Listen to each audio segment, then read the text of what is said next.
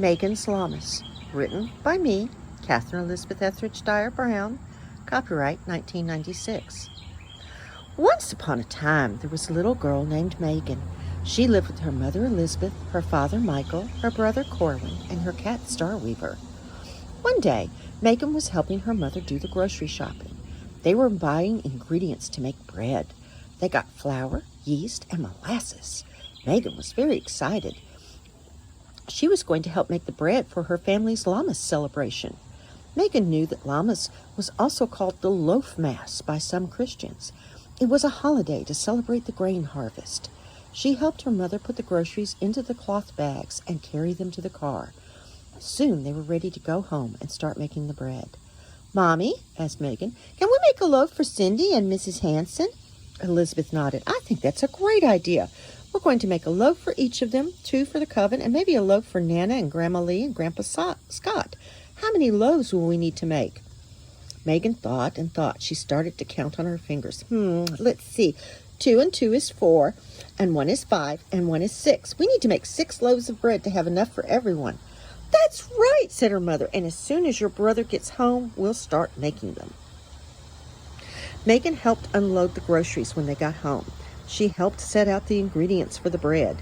Then she decided to make cards to go with the bread until Corwin got home. She made a card for her best friend Cindy and Mrs. Hanson, who lived down the street.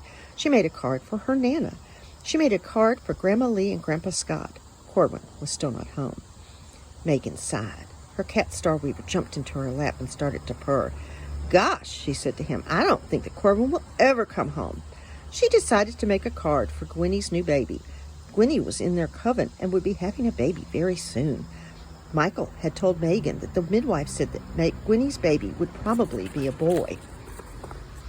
Meagan carefully chose a red crayon for fire. Meagan drew a red lion to stand for fire in the south.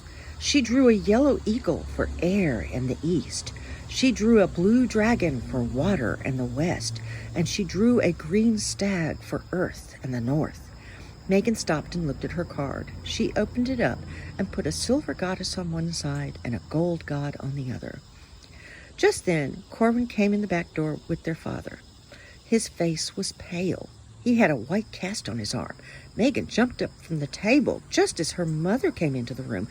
"What happened?" Meagan gasped. Elizabeth hugged Corwin tight. Corwin fell from the tree he was climbing at the park and broke his arm. He'll have to keep the cast on for a while, but the doctor said that it was a clean break and should heal well. Meagan put her hand on Corwin's good arm. "I'm sorry," she said. "Will we still make bread?" Elizabeth looked at Michael over Corwin's head. "That depends on how Corwin feels, honey." Corwin sighed. "I think I'll be okay, but I'm just going to sit in the armchair and supervise." Everyone helped Corwin get settled in an armchair in the corner of the kitchen. They made the dough for the bread and set it aside to rise. Meagan showed Corwin the cards she had made. "Hey, that's neat," her brother said. "I think I'll make a card for Gwenny and the baby later, too, but right now I'd like to take my medicine and lay down." Corwin went to his bedroom. Mike and Elizabeth were both doing other things while they waited for the bread to rise. Meagan felt all alone. She decided to make an extra special card for Corwin to help make him feel better. She used all her favorite colors. She took her time and was very careful. The dough still wasn't ready to cook. Meagan looked at the timer. It was about to go off. She called her parents. "We're coming," chuckled Michael. Meagan jumped around the kitchen shouting, "It's time, it's time." "Hush," said her mother. "We don't want to wake up Corwin. First we have to punch down the dough and let it rise again. We'll wake up Corwin just before we're ready to cook the bread." Meagan sighed. "How much longer?" Elizabeth smiled and showed her the timer. Meagan sighed again. She had already made tons of cards. What could she do while she was waiting for the bread?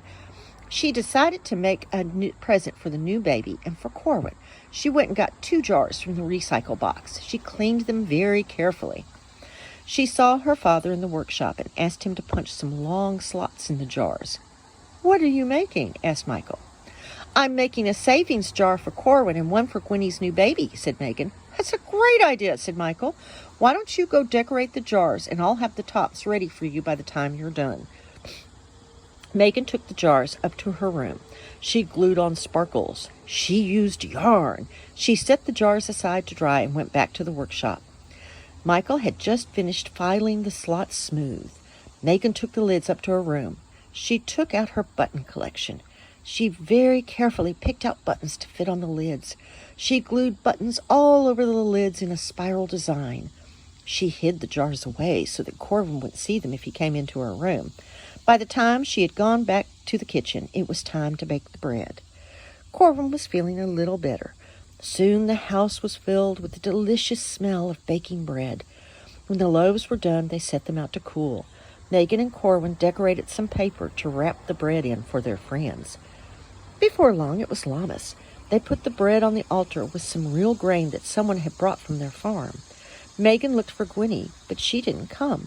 Someone told her that Gwenny was working on having her baby. While they were in circle, they asked the Lord and Lady to watch over Gwenny and her baby. When circle was over, everyone came back into the house. Michael checked the phone messages. "It's a boy!" he shouted. "Little Arthur Linden, born at 6:22 p.m. He weighed 6 pounds 11 ounces and was 19.5 inches long. Baby and parents are doing fine." Everyone was very excited. Someone mentioned taking a present by their house. Meagan asked them to wait before they left. She ran to her room and got the card and the jar she had made. She also got the card and jar she had made for Corwin. Corwin saw the jars and asked her what they were for. "Well, one is for you and one is for Arthur for being born," she said. "Since he's just a baby and won't care, you can pick out which one you like best." Corwin took the jar that had blue and silver buttons on the top. "This looks like the night sky." "Thanks, sis. This really makes me feel better." He gave her a hug. Meagan felt warm inside. Corwin had picked the jar that she had made while thinking of him. She gave the other jar to the grown-up who was going by Gwenny's house. Everyone liked her present. Meagan yawned. She told everyone good night and went to her room. She got ready for bed. When she got into her bed, she found a piece of paper and a shell on her pillow. The paper was for Corwin and said, "Thank you for being my sister." Meagan smiled and went to sleep holding her new shell. Her cat Star Weaver came in and curled up at her feet. It had been a good day.